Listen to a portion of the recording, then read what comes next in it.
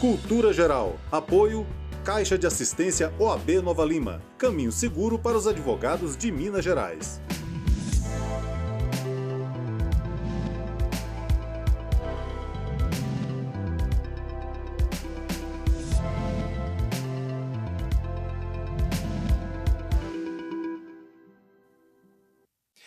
Parafraseando Betão, sejam todos muito bem-vindos ao Cultura Geral. Hoje, eu, Lucas Alvarenga, vou estar fazendo aqui um bico de apresentador para comemorar os 10 anos de Cultura Geral. Então, hoje, recebendo aqui, como convidado mais que especial, nosso apresentador, Betão. E a ideia é a gente conversar aqui sobre como surgiu Cultura Geral, como foram todos esses anos, e principalmente saber mais um pouco também da história do Betão, aquilo que ele pensa, porque no dia a dia do programa ele está sempre ouvindo, né? Então hoje vamos parar aqui para ouvir um pouquinho sobre a história dele, sobre o que ele tem a dizer também. Bom, vamos lá, né? Para mim é uma alegria muito grande, né? A gente está comemorando 10 anos. É óbvio também que eu não poderia deixar de comentar aqui essa apresentação, né, Lucas? Porque nós começamos na faculdade, o programa nasce de uma ideia muito bacana lá na Faculdade de Direito da Milton Campos, de pensar o direito como discussão, como construção do saber, trazer o conhecimento para a sociedade de uma forma geral e fazer com que as disciplinas realmente transitassem ali pelo conhecimento de todos, né? Então, é muito legal que, dentro dessa iniciativa, partindo, né, de uma ideia que começa dentro de uma faculdade de Direito, trazer hoje para a sociedade, de uma forma geral, para todas as pessoas, um programa que tem esse cabedal, um cabedal de pensar a sociedade de forma geral, de pensar as ideias e o que tem acontecido ao longo do tempo, apesar das histórias se repetirem ao longo do tempo, né? O racismo, a homofobia, a transfobia, a violência do Estado, a violência das pessoas. Pensar tudo isso é muito desafiador e trazer várias outras discussões, não só discussões nacionais, mas também internacionais, foi mola mestre para que a gente pudesse chegar nesses 10 anos, né? Aqui nas telinhas da TV Banqueta e também da Rádio Cultura em Curitiba, pensar uma sociedade, trazer e pensar uma sociedade melhor. Então, assim, a gente precisa comemorar esses 10 anos, mas também fazer essas reflexões que são tão importantes para todos nós e para a sociedade brasileira também. Bom, então, começando, eu queria que você explicasse aqui para a gente como que foi o início disso tudo, a ideia embrionária, como que isso avançou, como que começou lá na rádio, quais assuntos que tinham na época e como que isso foi evoluindo até chegar nos dias de hoje. Bom, a ideia surgiu, foi meio empírico, assim, foi uma coisa assim que eu tive um insight, né? Dentro da sala de aula e nas discussões que nós tínhamos, eu pensei assim, poxa, tem tanta matéria bacana aqui, tantos professores, né, de nível intelectual altíssimo, né? Que foi sempre um marco, né, uma característica, aliás, das faculdades de Milton Campos. E eu pensei assim, poxa, por que não colocar todas as matérias para conversarem através de um programa de rádio, por exemplo, já que a gente tinha uma rádio em Nova Lima que daria para trabalhar, que era 87.9. Pensei isso, conversei com o presidente da rádio, na época, o Sanders, conversei com ele, mas assim, foi uma conversa que nós tivemos bem en passant, assim, não foi nada forte assim, não. Aí pensei com ele, ele falou, não, a ideia é boa e tal, põe no papel e a gente vê como é que a gente vai fazer. E passou aquele negócio e tal, aquela ideia ficou ali guardada, e teve um dia que eu encontrei com ele na rua e falei assim, cadê o exemplo, a boneca, né, que se chama de boneca do programa, para a gente poder pensar o programa já de uma vez. Aí eu falei, pô, eu me vi na obrigação de realmente montar. Montei as grades, aí conversei com você lembra? Você vai lembrar disso. Nós conversamos isso lá na faculdade. Eu falei, seu Lucas, eu estou querendo montar um programa de rádio assim, assim, assim e tal. O que você acha? Aí nós conversamos e tal. E você falou, não, vamos fazer e tal, eu acho que é importantíssimo, vamos fazer e tal. E eu tive uma pessoa muito legal na faculdade, que foi a professora Simone. E eu conversei isso com ela também. Não é fácil você tirar um projeto desse do papel e colocar ele em prática, né? Então, conversei com a professora Simone, que era da área de extensão, conversei muito com ela, ela falou assim, não, vamos fazer e tal. Conversamos com a Lúcia Massaro também, que era a diretora da faculdade.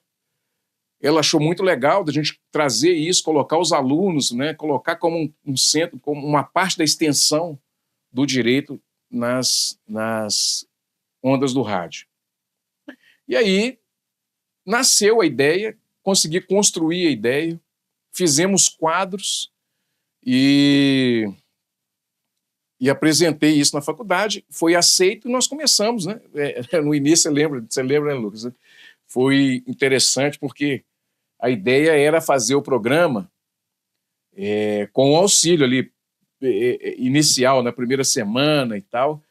E na primeira semana o Santos sentou comigo no rádio um dia só, depois eu fiquei apanhando lá durante a semana inteira para a gente colocar, suava aquela coisa toda que o rádio não pode sair do ar e você tem que ter assunto, porque na medida que você vai fazendo o programa de rádio é uma característica diferente, né? Porque ele, como não tem vídeo, então as pessoas têm que segurar a audiência na palavra, né? E os assuntos que eram trazidos, eles eram trazidos assim, para tentar prender o público naquele programa, naquele diapasão ali daquelas discussões. Então, eu acho que funcionou bem no rádio. A gente tinha um feedback muito legal. Depois, nós tentamos fazer ele... Estava no rádio ainda, transmitindo pelo Facebook, pelo YouTube. Aí meu telefone esquentava pra caramba e tal.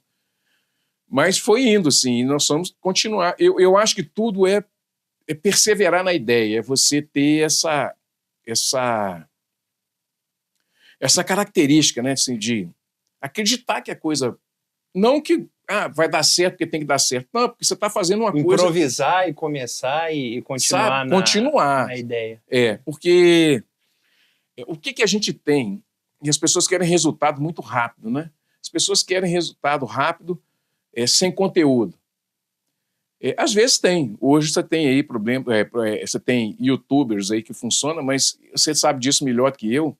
Eu acho que não deve ter nem 2% dos youtubers, né, que realmente dão certo e tal. E, para além disso, você tem outras coisas que faz parte também do nosso conceito como ser humano, né, que é qual tipo de conteúdo você quer produzir. É um conteúdo que vai agregar, né? É uma história que você vai deixar, né? Na parte intelectual, o que você quer construir, como que você quer construir. Apesar de eu ser uma pessoa muito brincalhona, muito, muito às vezes até espalhafatoso, mas assim, apesar de eu ser essa pessoa mais espontânea, eu estudo muito, eu tento ficar antenado com as coisas, tento buscar as informações de forma mais sérias, né, para que as pessoas tenham um programa de qualidade, sabe? E para mim não importa, por exemplo, se vai ter uma visualização ou 1 milhão. Se a pessoa que vai estar aqui ela tem 10 seguidores ou 1 milhão de seguidores. Para mim, Lucas, o que importa é a qualidade da pesquisa que foi feita para trazer um convidado para poder sentar aqui. Isso, para mim, é o que importa. E eu acho que o conteúdo ele vai viralizar ou não com o tempo mesmo, sabe? Porque uma coisa é você criar um conteúdo que tem qualidade, ele pode ficar eternamente ali. Outra coisa é você criar um conteúdo que não vai ter... É só para aquele momento.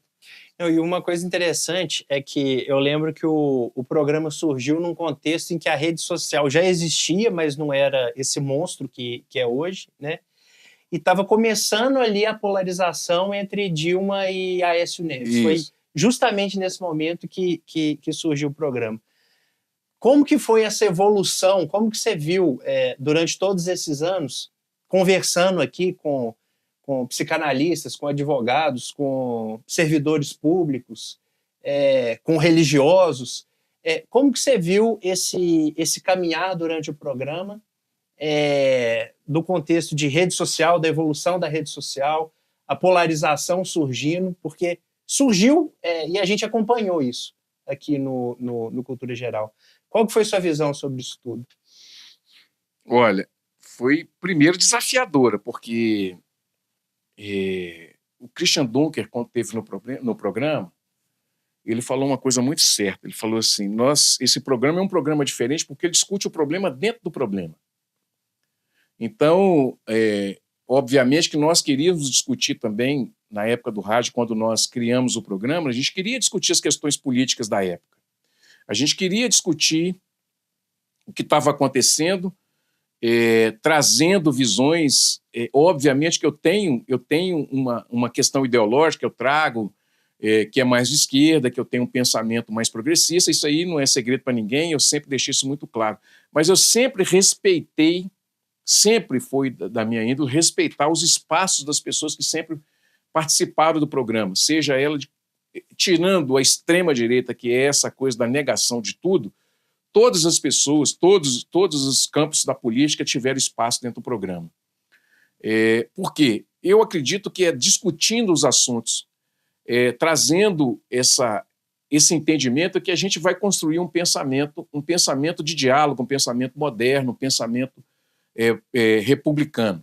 Eu acredito muito nas questões republicanas, eu acredito que o Brasil deu um exemplo para o mundo, tem dado um exemplo para o mundo. Eu acho que, por exemplo, nós passamos pela Lava Jato, que foi uma discussão muito forte que nós tivemos na Lava Jato, e nós discutimos lá atrás as ilegalidades da Lava Jato, tudo o que estava acontecendo, e às vezes você tem muitas discussões, né?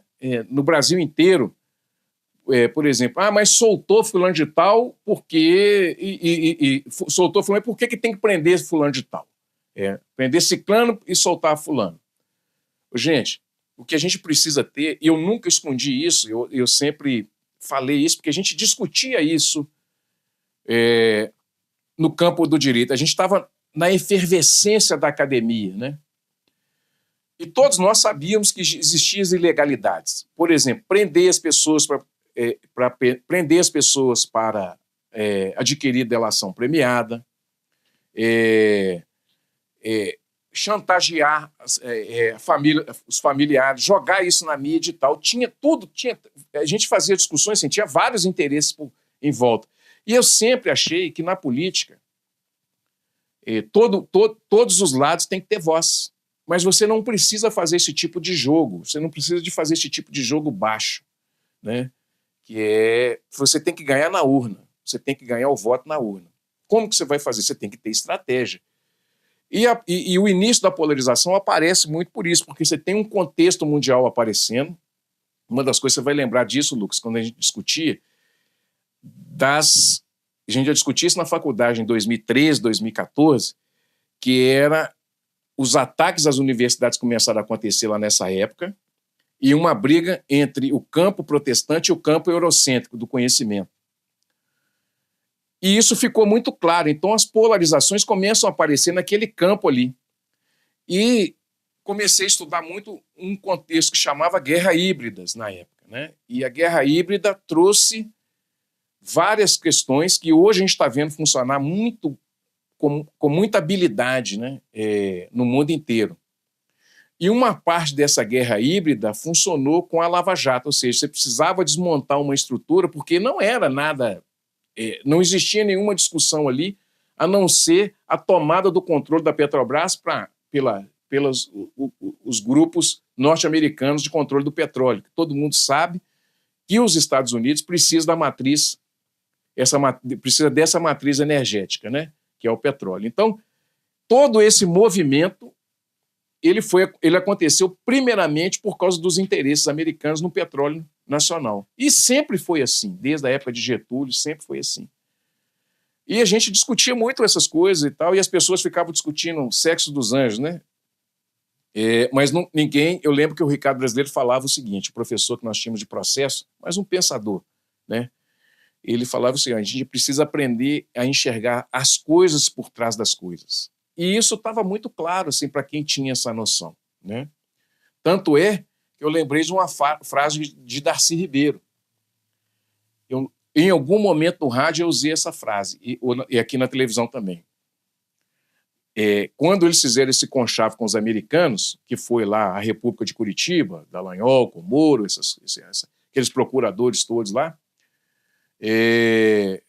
Darcy Ribeiro tinha falado uma vez, ele falou assim, você não pode fazer acordo com o americano, não. Porque o americano é tão sem vergonha que ele faz o acordo com você, dá o golpe, faz as coisas, depois conta para todo mundo, para te desmoralizar, entendeu? E eu lembro dessa frase, tranquilo. Eu lembro que uma vez eu falei assim, não sei se foi, a gente conversando, eu falei assim, Lucas, você vai ver, quando isso tudo acabar, o que vai restar dessa turma.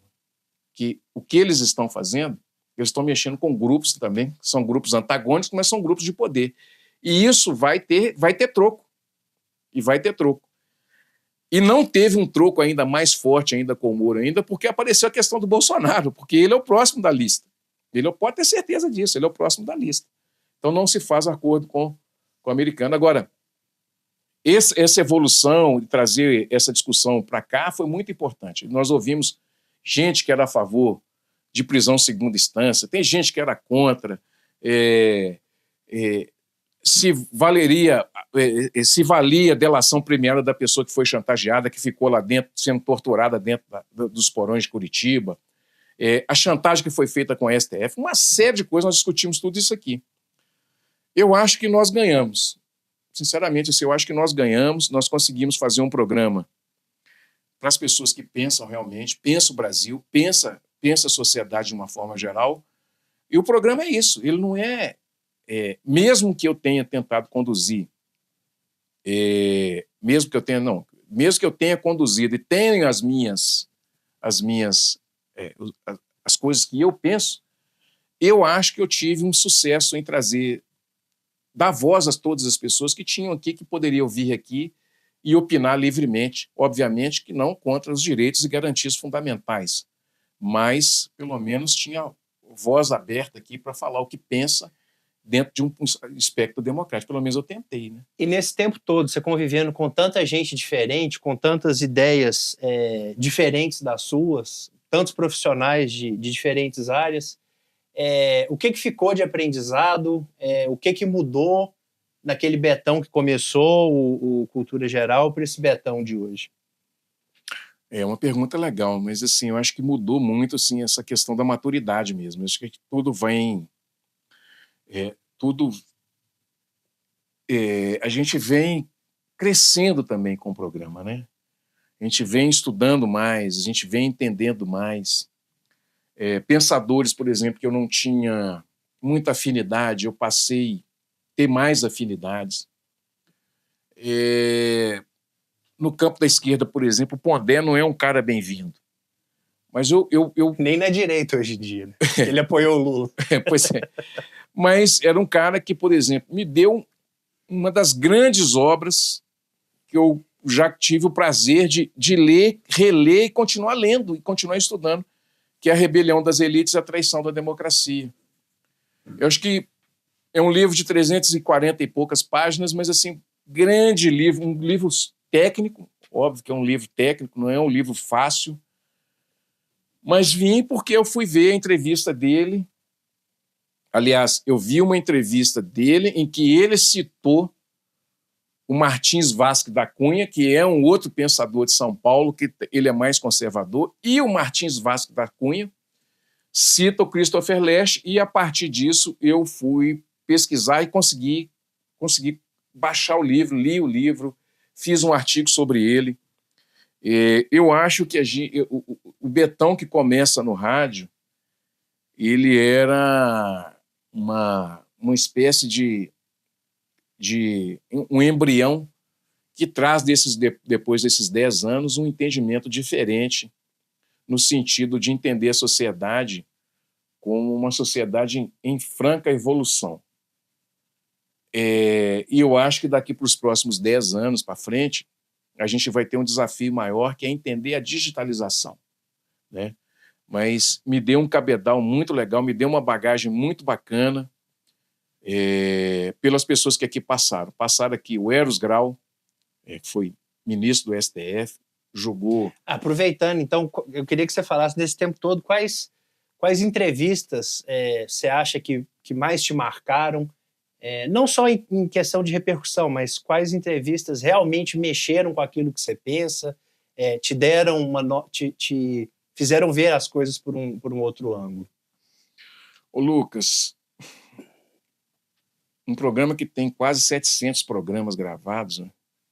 É muito difícil, mas é óbvio que tem os programas que são marcantes, né? Na pandemia, nós tivemos uma série de programas que foram marcantes. O do Christian Dunker, o do Christian Dunker, nós tratamos da ascensão essa ascensão da extrema-direita, com negação de direitos e essa guinada da base da pirâmide para um campo mais conservador. Mas para quem lê o Leste, entende perfeitamente o que aconteceu, porque a realidade, se vê isso nitidamente hoje, a esquerda perdeu a base social, que era onde estavam ali as eclesiásticas de base da Igreja Católica, que construiu esse pensamento. E perde isso porque as eclesiásticas de base saem das comunidades e entra as igrejas evangélicas, os neopentecostais. E você tem uma guinada mesmo, porque isso é uma ideia de tomada de poder, vamos dizer assim, ou de briga, pelo menos, por um espectro da base da pirâmide, que faz, de fato, que constrói o resultado da eleição, principalmente construía, né, o resultado da eleição principalmente no campo da esquerda.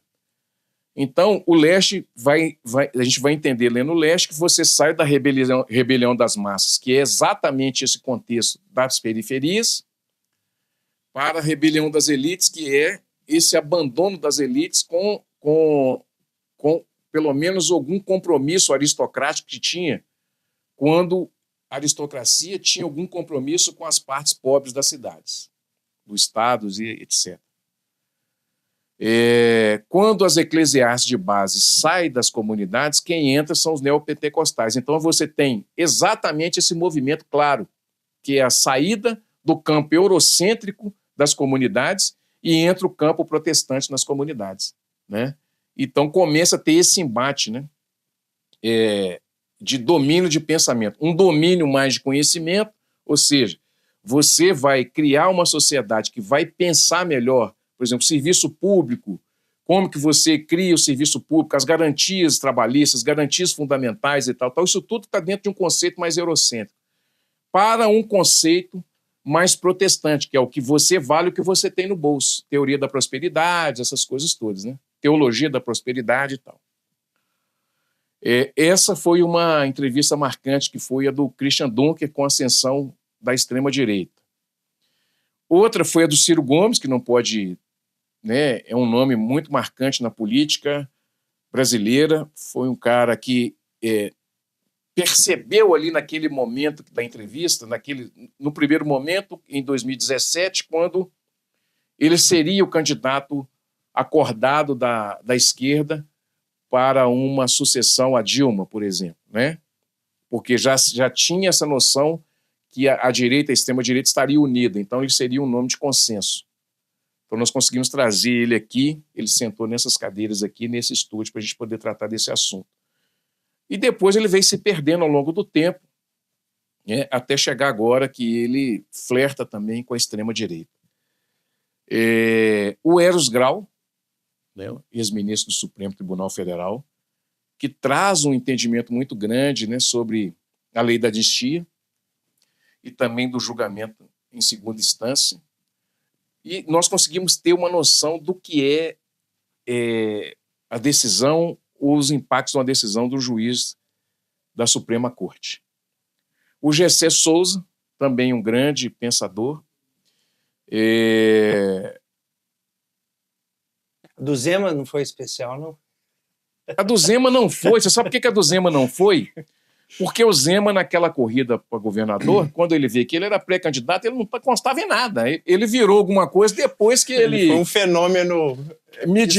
Explodiu na última semana, nos últimos 15 dias Eu e tô tal. te enchendo o saco. Mas assim, ele não foi por causa disso. Mas assim,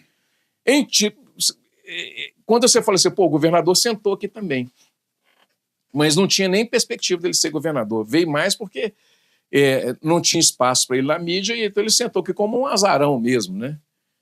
Agora, isso aqui é uma entrevista que me marcou muito, foi aquela da doutora, você participou, nós participamos juntos, que nós falamos do índice de suicídio. Eu lembro. Essa entrevista, eu saí daqui, parecia que eu tinha carregado uns 50 sacos de cimento, porque o nível de suicídio tinha aumentado demais nas universidades e na sociedade também, mas principalmente no campo do saber. E naquela época eu estava discutindo isso porque na Milton Campos estava acontecendo uma recorrência muito de tentativas, e aconteceu alguns casos também de suicídio. Então, me chamou muita atenção e nós discutimos aquilo, e nós fomos discutir aquilo no campo da psicanálise, né? O que levaria o sujeito a esse nível de sofrimento. Essa foi uma entrevista que me marcou demais também. Agora, isso aqui é uma entrevista que eu fiquei muito bacana, que foi muito legal de fazer, foi com a minha mãe e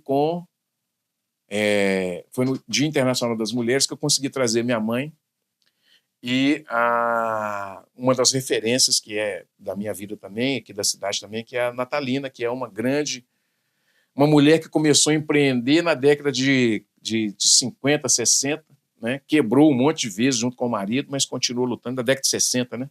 Continuou lutando e tal, e chegou hoje com uma energia até hoje, uma energia esplendorosa, uma pessoa maravilhosa.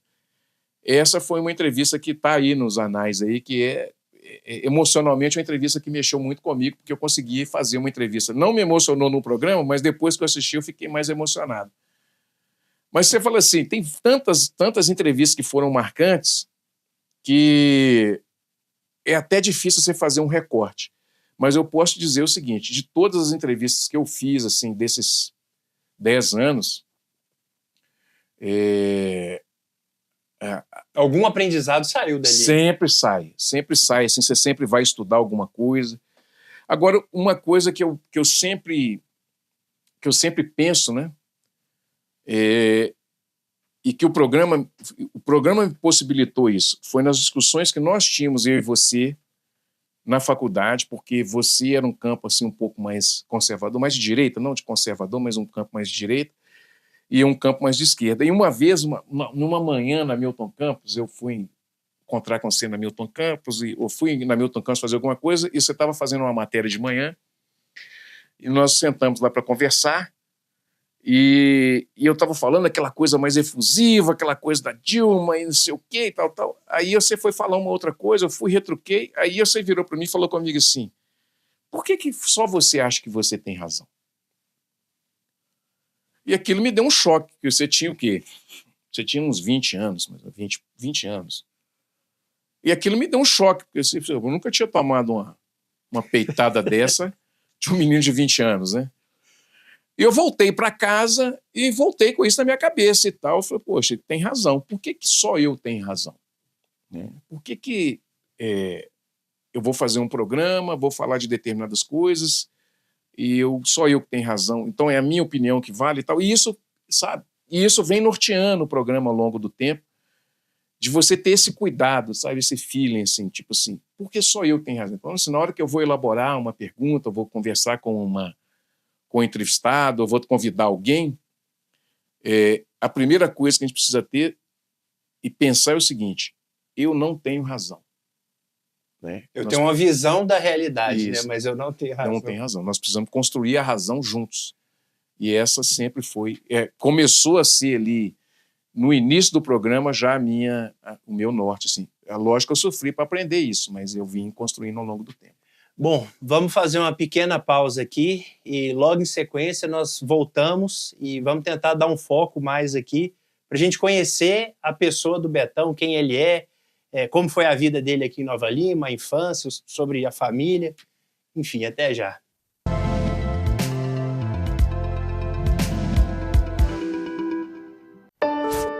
Sonhos cabem no papel, mas podem se tornar realidade. Eles crescem com apoio e investimento no presente.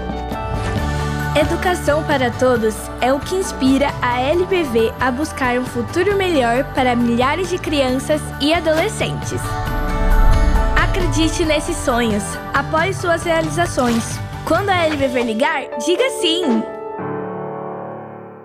Dengue, zika, chikungunya e febre amarela urbana são doenças transmitidas por um mosquitinho, o Aedes aegypti. Contra ele, a prevenção é a melhor solução. Vamos eliminar os focos de água parada nos vasos de planta, nos pneus, nos recipientes abertos. E um repelente é sempre bom. Vamos juntos com a LBV. Diga sim à prevenção. Apoio TV Banqueta.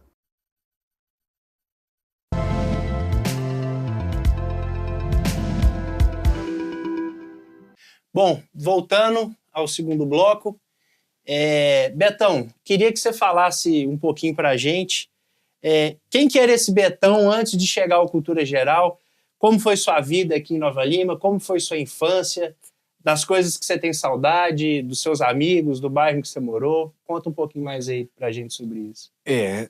Se eu emocionar, não pode. Se eu emocionar, acho que vale, né? Eu sou filho de um mineiro, né? E de uma dona de casa. Meu pai foi mineiro, né? Primeiro, meu pai domava burro bravo no interior de Minas, lá em Santo Antônio do Rio Abaixo, conheceu minha mãe e depois ele veio trabalhar na mina, casou com minha mãe, veio trabalhar na mina e aqui ficou e criou a família e tal. Não é diferente de ninguém. Eu acho que Nova Lima, tirando as pessoas que de alguma forma foram mais abastadas no sentido de ter algum tipo de privilégio dos ingleses, que os ingleses têm uma característica muito parecida com os americanos, né? Que, aliás, deu origem, né? Eles são Bretões Futebol Clube, né? Então, não tem muito diálogo para ninguém, nenhum tipo de classe social nativa, né? Não tem esse tipo de respeito, nunca tiver. E a cidade toda viveu em volta da mineração e um sofrimento muito grande, né? Porque todos os lugares, todas as terras da Morvelho, todas as terras praticamente do município, ou pertencia ao Morvelho ou ela dominava de alguma forma, porque as terras públicas, ela que colocava, ela que elegia os prefeitos, essa que é a realidade da cidade. E houve uma ruptura dessa dependência, vamos dizer assim, entre aspas, depois de 77, 78, ali, quando o Vitor toma posse, teve uma certa ruptura, que é a história que a gente ouve contar e até hoje ele está aí vivo e conta essa história. E a vida de mineiro, né, a vida dos mineiros de Nova Lima, como foi de Ouro Preto, como foi Mariana e essas outras cidades mineradoras, não foi diferente, porque o mineiro, ele é uma herança escravocrata, né? Ele é quem assumiu o trabalho de mineração, de escavamento de mina, de entrar dentro dos buracos da mina. Isso foi herdado dos escravos, né? Das pessoas que vieram escravizadas para o Brasil e para Nova Lima. Nova Lima tem uma história escondida muito forte das pessoas que construíram essa cidade. A TV Banqueta, junto com o jornal, continua fazendo uma série que chama Escavando a Verdade, que conta muita história, sabe? Da mina de Morvelho, do sofrimento que foi, das matanças que aconteceram, em detrimento do capital, né? Em detrimento da Revolução Industrial na Inglaterra, e o couro come mesmo, e o couro que é arrancado mesmo é das pessoas que, né, que são pobres, que vinham de outras cidades para tentar uma vida um pouquinho melhor, porque aqui se aposentava com 15 anos, né, de trabalho. Só que se aposentava, mas não vivia muito depois também, porque você tinha silicose. Então, o Betão é filho desse sofrimento, né, desse sofrimento, uma cidade sofrida, de pessoas sofridas, né, de uma somatória de pessoas sofridas. Não é só a família que é sofrida, mas todo um contexto social que era sofrido, principalmente no lugar que a gente morava. Em todos os bairros que nós passamos, o bairro que eu mais vivi foi o Bonfim, que era o centro da cidade, ali perto do Campo do Vila, na rua Arthur Bernardes. A gente vai fazer até um encontro agora. E ali era uma junção, era uma mistura de famílias de classe média baixa e pobres, né? Mas tinha um negócio interessante, era uma comunidade, era uma vila, era uma comunidade. Então, ao mesmo tempo que você é filho de um sofrimento contumaz ali daquela região, você também é filho de uma solidariedade mútua que tinha entre as famílias ali daquela região. Então, o Betão é dessa construção. Eu fui o quê? Eu fui engraxate, junto com Lidomar, Gilmar, Gilson. Eu vou falar, não é racismo, gente, mas tinha um menino que ilustrava o sapato, que o apelido dele era de noite, viu? Mas era um costume que a gente tinha, assim, de brincadeira, de bullying, né? A gente tinha muito bullying, né? Eu tinha os meus, eu tomava os meus apelidos e tal também, todo mundo punha apelido em todo mundo. Mas a gente convivia relativamente bem com isso. Toninho, Marcelo, Lúcio, a gente convivia ali, o Hélio, meu irmão, o Marlon, tantas outras pessoas, né? Que eu não vou lembrar aqui agora. Então a gente ilustrava sapatos ali debaixo do Teatro Municipal. E a gente tinha um convívio muito legal. Então, assim, a gente sofria muito, porque uma família de 9 irmãos, né? E que a gente tinha que ajudar os irmãos mais novos, então a gente trabalhava sábado, domingo, ilustrando sapato, trabalhava em bar, lavando copo durante a semana, estudava. Mas isso era um modelo de sociedade que tinha. Sabe? Se você pegar, por exemplo, o filme de Pelé, por exemplo, o documentário dele, ele também, quando o pai dele adoeceu, ele também foi ilustrar sapato e tal. Era um desenho, um arranjo social que tinha também na época, né? E tinha muita solidariedade, apesar de ser uma sociedade fechada, porque era na época da ditadura, né? Era uma sociedade fechada, você não tinha bens de consumo que vinham de fora, você não tinha tantos, então a gente usava era muito conga, Montreal, que era o tênis bala, era o Montreal, conga e bamba. Que chute era a bola da vez. Então, que chute era só para celebridade. Que chute você amarrava ele assim, você ganhava um que chute novo, você amarrava ele, saía com ele amarrado na canela e tal. Durava um ano um que chute. E para aquela época era muita coisa, um tênis durava muito tempo. Mas era uma sociedade mais solidária. Então o programa reflete muito essa formação que eu tive de ser uma infância e uma adolescência sofrida, mas ao mesmo tempo também ser solidária. Então eu acho que tem esse condão também de dar voz às pessoas tinha muito preconceito, né? A gente tinha muito preconceito, principalmente as pessoas mais pobres, tinha muito preconceito, nós rompemos muita coisa, sabe? Minha família, nós conseguimos romper muitas coisas, muitas barreiras que tinha, por não sei qual tipo de encorajamento, mas minha mãe e meu pai... Então, já que você está puxando o gancho, quem foi Mané Peão e o que ele representou para você? Um homem bravo. Ele era bravo demais. Mas um cara muito atirado, né? Era um cara muito atrevido, muito atirado. Era... uma das grandes coisas que hoje a gente consegue compreender é que ele deu uma liberdade para a gente que talvez você, por exemplo, não tenha tido. Ele nunca obrigou ninguém a fazer nada. Ele nunca falou assim, você vai ter que estudar para fazer isso, para fazer aquilo, ser isso e aquilo outro e tal, tal. E você vai ter que ajudar em casa. Ele nunca falou isso. Nunca, nunca. Eu não lembro do meu pai exigindo da gente nada nesse sentido, né? Mas, ao mesmo tempo, tacitamente, a gente tinha uma responsabilidade implícita, sabe?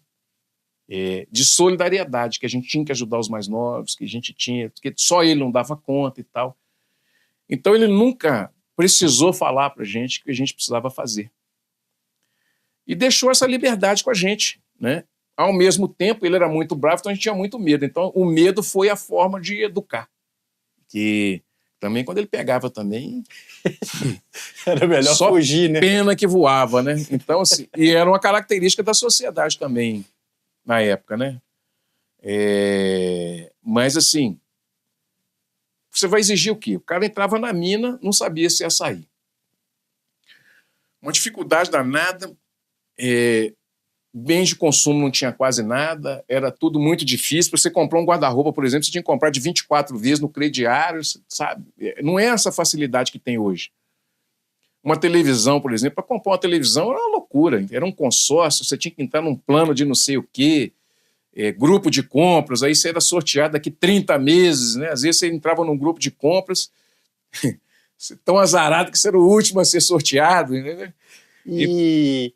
E a dona Ricardina, quem que é a dona Ricardina? Dona o que ela te Ricardina, deixou de ensinamento? O que ela representa para você até hoje? Dona Ricardina não representa só para mim, não. Dona Ricardina representa para Nova Lima. É uma heroína. Numa sociedade quase que rudimentar, que é o que nós vivemos, onde as mulheres tiveram que segurar esse rojão, porque o que era o relacionamento homem e mulher? A mulher casava, né? O homem era o provedor da família e ele podia fazer qualquer coisa. Nós estudamos isso no direito, né? Até a década de 70 ali, a mulher tinha que receber e passar o dinheiro para o marido. Se ela tinha que passar. Ele poderia falar que ele não queria receber, mas que ela tinha que passar e ele tinha controle total. Então, imagine você... Se a gente pensar o que era ser mulher naquela época, né? Tem coisas que a gente pensa e não pode falar, mas nós somos filhos de quem? De quê? De qual situação que nós somos filhos? Porque a mulher não tinha escolha naquela época, né? O cara chegava em casa, tomava o banho e a mulher tinha que estar pronta. A mulher tinha que estar pronta para o que ele quisesse fazer. Então nós somos filhos desse modelo de sociedade, desse tipo de sociedade que foi colocado para todos nós. Então minha mãe, uma mulher fora do tempo, muito fora do tempo, muito dinâmica, não sabia nem ler nem escrever, foi aprender a ler e escrever acompanhando a gente na escola, os para-casas, aquela coisa, ela ia na escola. As professoras adoravam, e gostam dela até hoje, porque ela aprendeu a assinar o nome indo à escola, ver o que a gente estava fazendo. Então ela tinha sede de conhecimento também. E ela foi aprendendo e foi levando ali e tudo, e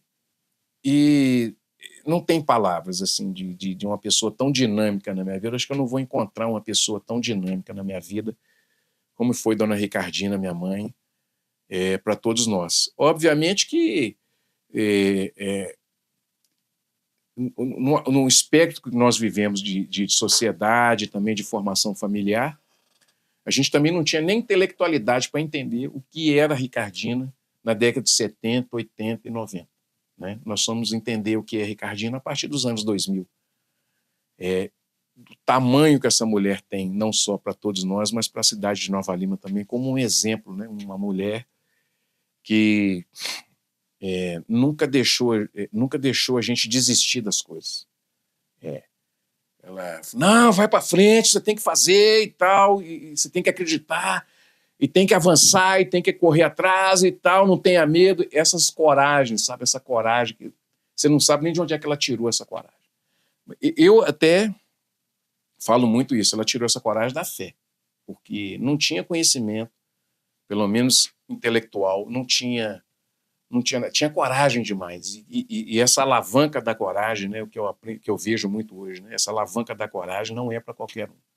Então, essa mulher que trouxe a gente até aqui, que fez de todos nós sermos o que somos, por exemplo, tem meus irmãos que moram fora, que seguram a barra violenta, meus irmãos que moram aqui, a gente que está batalhando com ela agora, tanto, né, nessa fase que ela está vivendo, que a gente precisa de muito carinho, precisa de muito amor, precisa às vezes puxar a orelhinha dela igual uma criança mesmo, mas esse é o retrato. E ela criou essa moçada toda para cuidar dela nesse período que ela está vivendo, nesse momento. Betão, você é uma pessoa que assumidamente se diz de esquerda, né? Aqui no Resenha Banqueta, você sempre faz esse contraponto, tendo aí por base essa sua visão de mundo. Por que a esquerda, por que não a direita? E por que você acha que foi levado ou teve a tendência de enxergar o mundo dessa maneira? Bom, as pessoas às vezes têm uma visão equivocada da política, né? Principalmente nesses momentos que a gente está vivendo, tem uma visão equivocada. Eu acho extremamente legítimo aquelas pessoas que têm o privilégio quererem manter o seu privilégio, né? Eu acho isso legítimo. Eu acho imoral, mas eu acho legítimo. Por quê? Moral no sentido, assim, que você pode ter solidariedade com as pessoas que mais precisam. Então, o que é o conservadorismo? É conservar, a própria palavra diz, conservar aquele status quo. Ou seja, quem tem renda concentrada, continuar com a sua renda concentrada, né? É legítimo, porque quem é que quer, né, abrir mão daquilo que ela tem, que ela herdou, né? Quem quer abrir mão de ninguém, né? Apesar de eu achar que, espiritualmente, isso em algum momento, isso é revelado para a pessoa que está aberta a entender que ela precisa colocar esses recursos que ela tem, que ela recebeu, em circulação, né?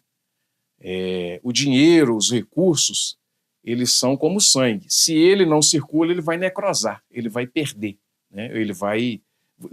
No futuro ele não vai servir para nada, porque o que vai servir para a gente no futuro é a morte, né? Nós vamos ter que ir lá conversar com o nosso grande amigo Eustáquio, né? Para ele dar uma força para a gente, né? Esse aí é famoso. Todo mundo vai passar. Todo mundo vai passar por ele. Então,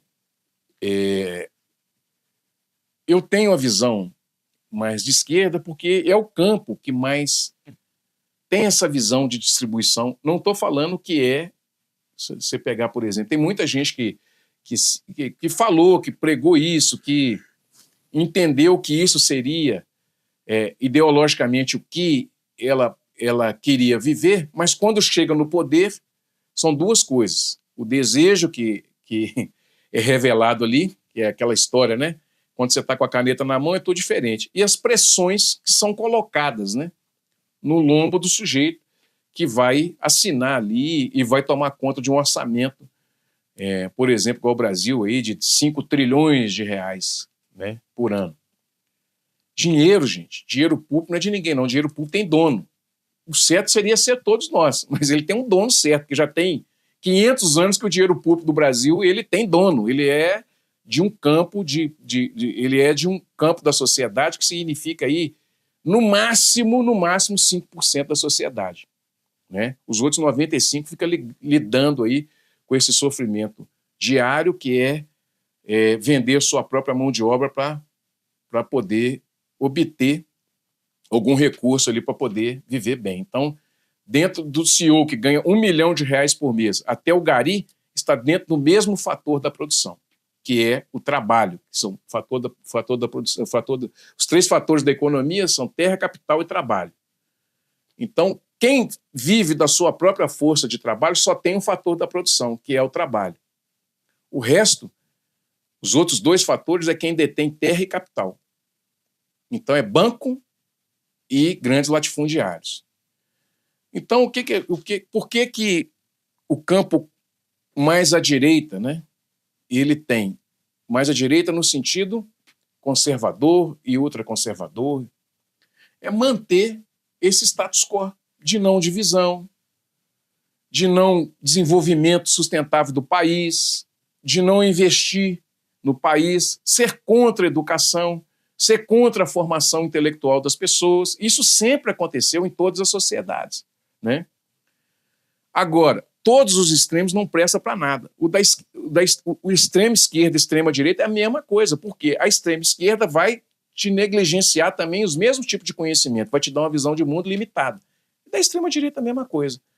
No campo do conservadorismo e da direita, é que ou essas pessoas vão trabalhar para as pessoas que detêm muito capital e muito poder, certo? E não vai ter nenhum tipo de consciência social, que é preciso pegar o sujeito. Quem está em Belo Horizonte, por exemplo, São Paulo, Rio de Janeiro, entender que aquele pessoal no Rio que está concentrado no espaço que tem o maior ou o mais caro metro quadrado do Brasil, não querer dividir, né, determinado tipo de espaço com as pessoas que estão nas periferias. Então, isso gera um caos social muito grande.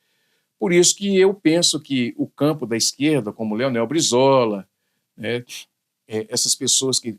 O próprio Lula que está aí colocado, né, com todas as dificuldades que teve, é um cara que divide mais, distribui um pouco mais do recurso da União, que tenta promover um pouco mais de política pública e trazer as pessoas que mais precisam para dentro do capital do Estado, né? Saiu uma pesquisa esses dias agora que 75%, 72% dos deputados e senadores são empresários. As pessoas vão defender interesse de quem? Do proletariado, das pessoas que são pobres, ou vão defender interesse das grandes corporações? Se são empresários, vão defender das grandes corporações. Por isso que eu sou um cara mais voltado para esse campo. Bom, agora tratando aqui de um assunto que agrada tanto a quem é de esquerda quanto a quem é de direita, e que isso faz parte da sua história, que é a causa animal. Por que esse nicho te chamou tanta atenção? Por que você trabalha com isso já há tanto tempo? Por que você fez disso uma das razões aí da sua luta? Tem umas coisas que são interessantes. Eu, em algum momento da minha vida, eu despertei para isso. Uma das pessoas que mais contribuiu para isso foi minha ex-mulher, a Marina. Para esse despertar. Mas eu nunca pensei em falar, olha, eu vou trabalhar com isso, vou ser protetor, vou resgatar. Não, eu nunca pensei nisso, assim. Obviamente que eu já resgatei, você é testemunha disso. Mas eu sempre pensei em como criar uma política pública para que isso ficasse ao longo do tempo para toda a sociedade. Como cria uma política pública nesse sentido? E é uma coisa interessante, eu sempre pensei que em algum momento, sempre me vinha essa intuição que em algum momento eu trabalharia com isso. Nunca projetei, mas em algum momento eu pensei assim, uma hora esse negócio vai cair no meu colo. Mas passava assim, por passar e tal, até que chegou esse governo agora, no primeiro mandato do João, e eu fui convidado a criar essa política pública. E eu fiz a política pública não com o olhar de protetor.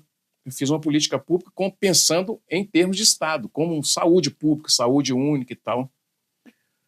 E eu faria isso, por exemplo, na área de cultura, faria isso em qualquer outro campo, trazendo para o campo da política pública, né? Agora, é óbvio que os animais têm um olhar diferente, porque você, quando começa a conviver com os animais, você começa a perceber, começa a entender a dinâmica, né? Começa a estudar mais, começa a entender que é um ser senciente, começa a entender que todos os estudos que levam vai falar que ele é uma evolução da espécie, né? Ele também faz parte da evolução das espécies, e que ele é dotado de raciocínio, não contínuo, mas fragmentário, e etc. Você vai tocando um monte de coisa, você vai entendendo que a gente precisa dar a mão a esse tipo de ser vivo, e precisa dar a mão também para que as pessoas que são colocadas na sociedade como doidas porque cuidam de animais, fazer com que a sociedade entenda também que elas têm esse afeto, mesmo que seja por troca, né, por algum tipo de rejeição, mas elas não são doidas, elas são pessoas que estão com alguma dificuldade ou com algum sentimento de afeto e transfere isso do humano para o animal. Então, entender toda essa dinâmica, porque a gente não sabe o que essa pessoa passou, o que ela tem passado, quais são as rejeições que ela teve, que elas tiveram, quais foram as faltas lá na infância, por que ela tem esse olhar, por que ela é introspectiva. E isso não tem classe social não, viu, gente? Todas as classes sociais então, estão envolvidas com isso. Então a gente precisa ter todo esse olhar de carinho, de ternura, para as pessoas que olham e principalmente para os animais. Quando você vê um animal na rua, tenta olhar no rostinho dele, ver o que ele quer te dizer. Né? Ver o que ele quer te dizer. Porque quando se coloca como um animal não humano, um animal humano que respeita o animal não humano, a simbiose acontece. Então, assim, é esse olhar que a gente precisa ter. Todos os animais fazem parte do mesmo meio ambiente que todos nós. E nós precisamos respeitar ele como a natureza que ele tem, com o olhar que ele tem e o pedido de ajuda que ele também tem. Então, isso é muito importante. Essa sensibilidade eu sempre tive. E eu acho que isso também está muito ligado à minha formação, à minha infância, né? Que quantos olhares eu já tive, que eu já dei para as pessoas também, não fui acolhido. Então, isso tudo eu tento transportar para as políticas públicas, não só para essa, mas para todas as políticas públicas. Bom, para a gente caminhar aqui para o final, daqui para frente, qual que é a sua visão, o que você quer trazer aqui para o Cultura Geral, qual tipo de informação, o que tem te chamado mais atenção nesse momento em que a gente está vivendo, nesse mundo de rede social, polarização, ninguém se entende, guerras que a gente achou que determinados locais já estavam quase que pacificados, eclodiram novos conflitos.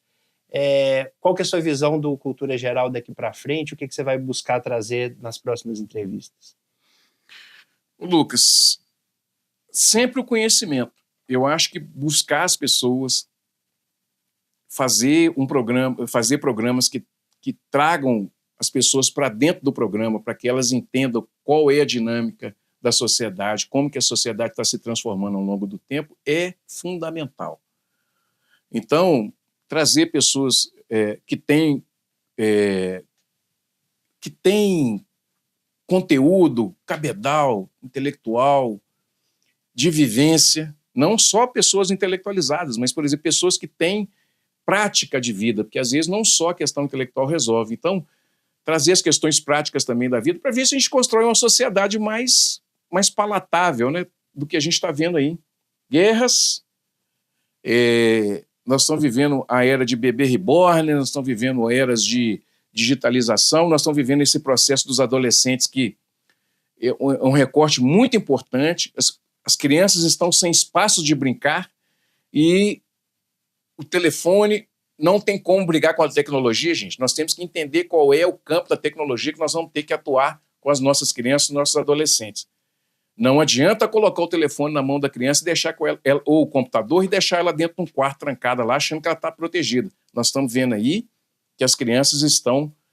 Aquela perversidade que a criança tem, que ela eu fui, a gente você quer dar uma martelada no dedo do coleguinha, você quer dar um cocão na cabeça do outro e tal. Como ela não está podendo fazer isso, que ela está ficando dentro do quarto, você sabe o que ela está fazendo? Ela está indo para o digital. E lá na Deep Web, nas plataformas que não têm controle, não têm moderação, elas estão fazendo coisas do arco da velha, como, por exemplo, juntar adolescentes com outros adolescentes para queimar os outros, para matar os outros e tal. Eu não estou querendo trazer aqui a teoria do caos, mas eu acho que é importantíssimo que nós pensemos com qual sociedade a gente quer construir daqui para frente, para que a gente não fique à mercê de coisas perversas que virão aí, porque o ser humano não deixou de ser perverso, viu, gente? O sangue continua na boca, já dizia meu grande amigo Fábio Belo. Então, temos que formar essas pessoas que estão vindo aí com a consciência mais clara possível e mais intelectualizada para que elas aprendam a lidar com esse mundo digital. Porque se a gente não tomar conta da nossa casa, dos nossos filhos, das nossas vidas, alguém vai tomar conta para a gente e a gente não sabe quem é. Bom, quero agradecer a paciência de todos de estar nos acompanhando. Espero que o bico aqui de apresentador não tenha saído tão ruim assim. Foi bom, foi bom. E que o Cultura Geral tenha aí mais muitos e muitos anos de vida, porque é um aprendizado contínuo para todos nós que assistimos o programa e que participamos aqui também. Então, é uma felicidade muito grande estar aqui podendo contribuir com esse programa. Tem que agradecer, né? E sempre quando precisar, tô aí à disposição. Agora eu já descobri, vai ter que gravar uns programas também. Gente, eu vou agradecer demais, né? 10 anos não são 10 dias, né? Já dizia outros, o dito popular, mas agradecer a todos vocês e tocar a bola para frente aí, que nós temos grandes coisas para serem construídas aqui no Cultura Geral, aqui na TV do Banquete, e também na Rádio Cultura de Curitiba. Eu despeço, nós vamos despedir junto? Então, um beijo no coração de todos. Um abraço a todos. Um abraço a todos. Nós ficamos por aqui.